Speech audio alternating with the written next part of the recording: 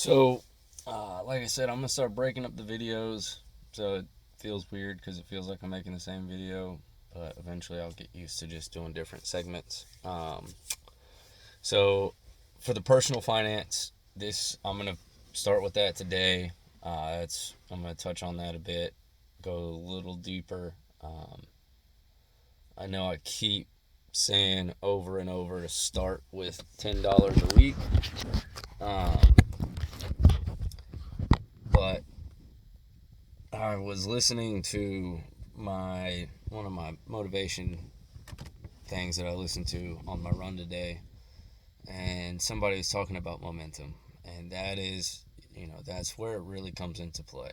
Uh, I know it's so easy, when I say to save $10 a week, and you do the math, and you're like, yeah, but that's only $520 a year. That's not going to do anything, and you're right. You are absolutely right. $520 a year into your savings account is not going to do a damn thing for you. Um, but that's where the thing I want to stress on this page is we're here to develop habits. And those habits are going to give us the success that we want, the life that we want, and things like that. So, uh, momentum. I said it in another video, the snowball effect, but that momentum, we thrive on that momentum. Once we get started with something, the hardest thing for us as humans is to get started, uh, for whatever reason, but whether it be anxiety or procrastination or fear of rejection, whatever, that's the hardest thing for humans is to just start something. Um, so if you'll just get started, if you think of it like a muscle, your finances, the way you handle your finances are like a muscle. The more you flex that muscle, the more you work that muscle, the stronger it gets and the better it gets. So when you start with some sort of easy and consistent habit with your money, the rest will follow. So that's why I always say, because the biggest thing, and these videos aren't for people. I don't mean this in a bad way, but these intro videos are not for people who have $20,000 in their savings account, $50,000 in their stock account, or whatever, um, because you're already past this point. These videos are for the people who want to save up a down payment for their first home, but they won't save up, a little bit of money, or they want to buy a car and they need to save up the down payment for that, and but they're always coming up with excuses on why they don't have the down payment or why they don't have the money. Uh, so this is really more for those people, because in order to get to a point where you're building a stock portfolio, you need to have financial literacy. You need to understand what you're doing and why you're doing it and what your goals are. Because if you just start throwing money in the stock market, you might make a little money, but then you're going to get stuck with the winner's curse.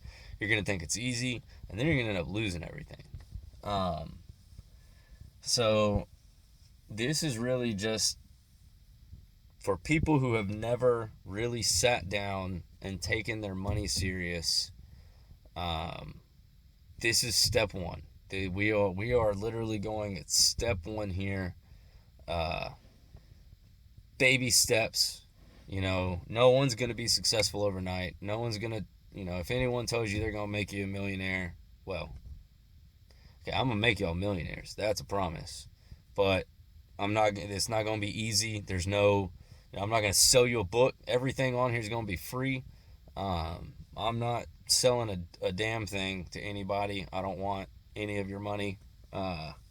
Unfortunately, that does mean at some point there will probably be ads on my page. I do apologize for that in advance.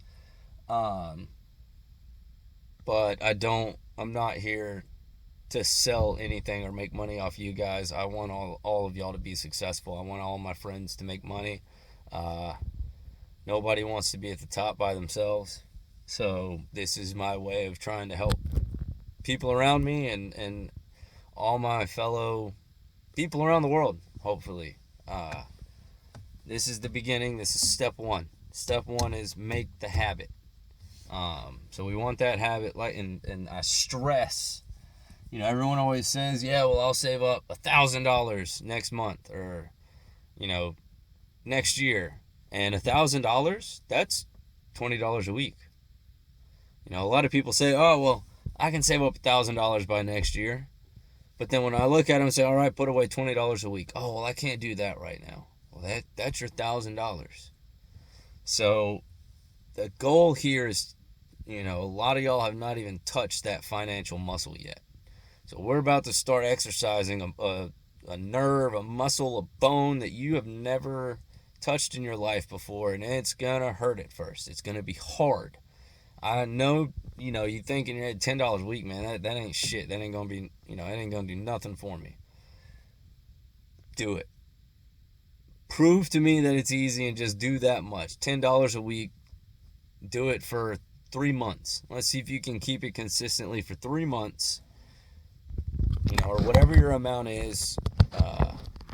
Some people make good money, but they've never saved. They've never invested before. So some of y'all might be able to put away $100 a week. Whatever you're able. I want to stress it. The most important thing is to pick a number that you could realistically do on a schedule for the next 12 months. At least 12 months. Whether it be weekly, monthly, bi-weekly, depending on how you get paid, however you want to do it, is up to you. Do something. Once you set your habit, that's going to be your schedule, your regiment. Once you get that muscle worked, you can change the schedule a little bit. But for now, we need to get that financial muscle activated in the brain so that we start thinking money. If you live your life in survival mode, if you always tell yourself you're broke, you're going to stay broke. You got to have the mindset of someone with money. That's why Eric Thomas has a lot of really good videos. I don't know if y'all have ever heard of him. I highly recommend looking him up. But I can't remember exactly how he worded it. I'll have to find the video and I'll talk about it in another one. But he was talking about, how to get the first million or something like that. And it was just a really good video, and he stresses habits and how to be successful. You got to do the hard things. So right now, everyone set your goals, whatever that's going to be. Feel free to drop your goals in the comments. We're all going to cheer you along. No goal is too big, no goal is too small. Just be realistic for your own finances. If it's $100 that you want to save by next year, that's a big deal for some people. There are places, this is YouTube, so the whole entire world can see this. So there are places in the world where saving up $100 in a year is hard. It's not easy. It's unrealistic. And then there's places in the world where saving up $10,000 by next year is realistic, or even $5,000 by next month. But the thing is to make sure you're setting realistic expectations for yourself. But that, it doesn't mean don't have dreams. Don't dream big. Dream big. But when it comes to your goals and your habits, you want your habits to be realistic and your goals to be big. But as long as you have your habits realistic, then no dream you have, no goals you have are going to be too big. Nothing. I promise you. Does not matter what you want to do in life. Doesn't matter if you want to be a plumber, if you want to be a surgeon, if you want to be a lawyer, if you want to be a ditch digger. I don't care what you want to do with your life. When it comes to money, if you will form the habits that people with money have, these successful, wealthy people, and do the things that they're doing outside, yes, there are people who the playing field we know is not even, but that doesn't mean it can't happen. It's just a little harder for some of us, but we'll get there. And I'm gonna bring everybody with me. We're all gonna do this together. So just make sure you're, like I said, set your goals this week, or whenever you watch this video. Set your goals, what you want, the big goals, and then your habits. So if you want to, your goal is $10,000 next year, break that down to the habits. If that's 2,000, 10,000 is shit. Is that $200 a week? Yeah, $200 a week roughly. It's a pretty big chunk. If you want to start at $50 a week in the beginning, but then by the end you scale it up to, you're putting away $1,500 a month, once a month, and then you hit that 10,000, that's using the momentum. The whole point here is to get that momentum. So it's okay to start small, get the habit, and then snowball slowly, more and more over time. And then, once we start getting some money saved up, we'll start doing some research on stocks, how to research things. I'll help walk y'all through some analysis, and I will not tell you if I would buy or sell. I will show you how to do the analysis, and then you can decide if you would buy or sell based on that analysis. I will say I'm a value investor myself. I follow Warren Buffett's strategy. If Microsoft were to drop 20% for some reason, I'm probably going to start buying some Microsoft, because I don't think Microsoft is going out of business anytime soon. So to me, that would essentially just be Microsoft on sale. It's a discount. I'll take the discount and then just keep doing that over time. Every time it comes back a little bit, buy more. Every time it comes back, buy more. But there is also growth investing. Companies like Tesla and Amazon at one point. I don't know if they pay dividends now. But the big difference really is going to be, your value investors are going to focus a lot on stocks that pay dividends. They're not going to have these huge astronomical gains in stock price every year. They're going to fluctuate a lot. Might even go horizontal for an entire year sometimes.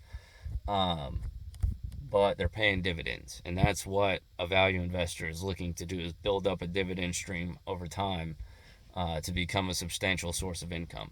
Whereas with growth stocks, the only time you make money is when you sell them. Not that this is a bad strategy. Neither one is a bad strategy.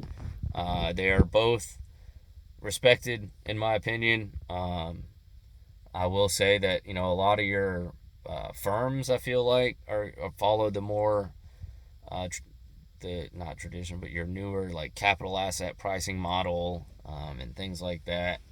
They look more at, they do not use historical analysis.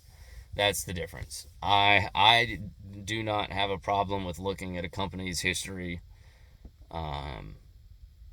It's worked for me. My portfolio is up like 20% right now. So, I mean, I'm not going to knock it or anything like that. But again, that's me. Everyone's different. Everyone has, a lot of it comes down to your risk appetites. But we're getting way off topic. We'll get all of that in future videos. For now, like I said, as a team, we're all going to start saving together. Set your goals. And I will see y'all in the next video.